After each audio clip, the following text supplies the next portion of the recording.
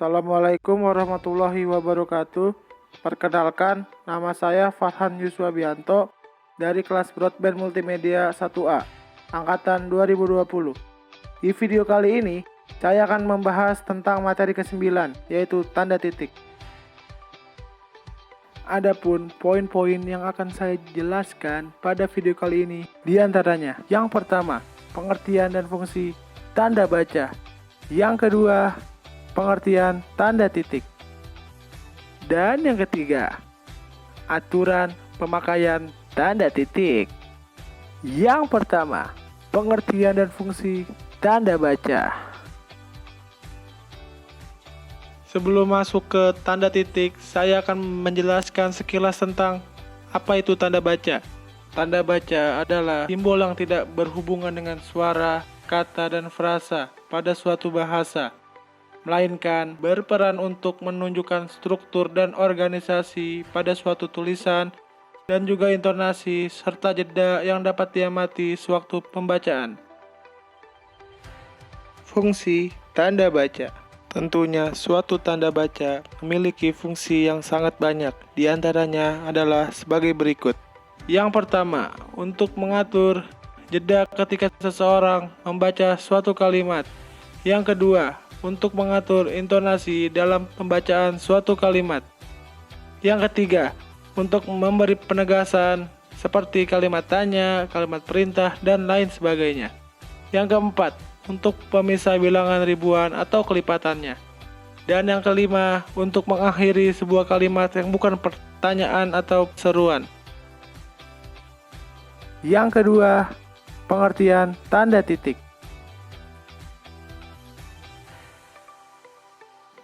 Pengertian tanda titik.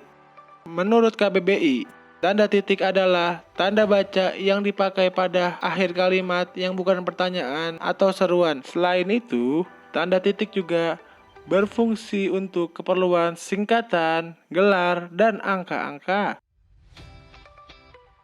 Dan yang ketiga, aturan pemakaian tanda titik.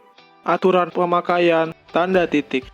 Menurut Pedoman Umum Ejaan Bahasa Indonesia atau yang sering disingkat dengan PUEBI, terdapat 5 aturan pemakaian tanda titik. Antara lain, aturan yang pertama, tanda titik dipakai pada akhir kalimat pernyataan. Misalnya pada penulisan 1. Mereka duduk di sana. 2. Dia akan datang pada pertemuan itu. Aturan yang kedua, tanda titik dipakai di belakang angka atau huruf dalam suatu bagan, ikhtisar, atau daftar. Misalnya pada penulisan 1 titik patokan umum, 1.1 isi karangan, 1.2 ilustrasi, 1.2.1 gambar tangan, 1.2.2 tabel. 1.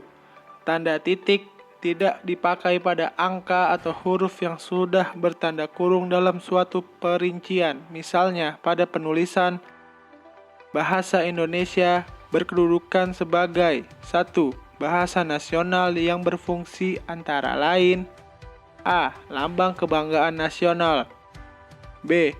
Identitas nasional, dan C. Alat pemersatu bangsa. Catatan yang kedua, tanda titik tidak dipakai pada akhir penomoran digital yang lebih dari 1 angka. Misalnya pada penulisan angka Romawi 3, titik A, titik 2, titik B. Aturan yang ketiga, tanda titik dipakai untuk memisahkan angka jam, menit, dan detik yang menunjukkan waktu atau jangka waktu. Misalnya penulisan pada pukul 01.35.20 yang dibaca pukul 1:35 menit 20 detik atau pukul 1:35 menit 20 detik. Contoh yang kedua, 00.00.30 jam yang dibaca 30 detik. Aturan yang keempat, tanda titik dipakai dalam daftar pustaka di antara nama penulis, tahun, judul tulisan yang tidak berakhir dengan tanda tanya atau tanda seru, dan tempat terbit.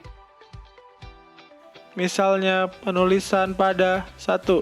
Pusat Bahasa, Departemen Pendidikan Nasional, 2008, Peta Bahasa di Negara Kesatuan Republik Indonesia, Jakarta, Contoh yang kedua, Moeliono, Anton, M. 1989, Kembara Bahasa, Jakarta, 2. Gramedia, Dan aturan yang kelima, tanda titik dipakai untuk memisahkan bilangan ribuan atau kelipatannya yang menunjukkan jumlah. Misalnya pada penulisan 1. Indonesia memiliki lebih dari 13.000 pulau. Angka 13.000 ditulis 13.000. Contoh yang kedua, penduduk kota itu lebih dari 7 juta orang. Angka 7 juta ditulis 7.000.000.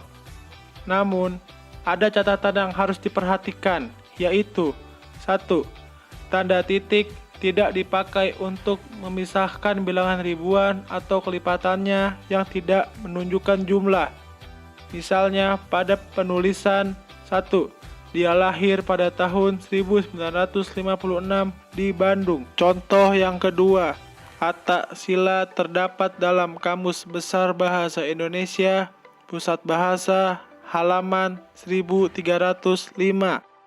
Dan yang ketiga, nomor rekening panitia seminar adalah 00156455678. Ya, mungkin sekian yang bisa saya sampaikan pada materi ke-9 ini, yaitu tanda titik. Terima kasih yang sudah meluangkan waktunya serta menonton sampai akhir. Dan saya mohon maaf apabila ada kesalahan dalam bertutur kata. Wassalamualaikum warahmatullahi wabarakatuh. Terima kasih semuanya.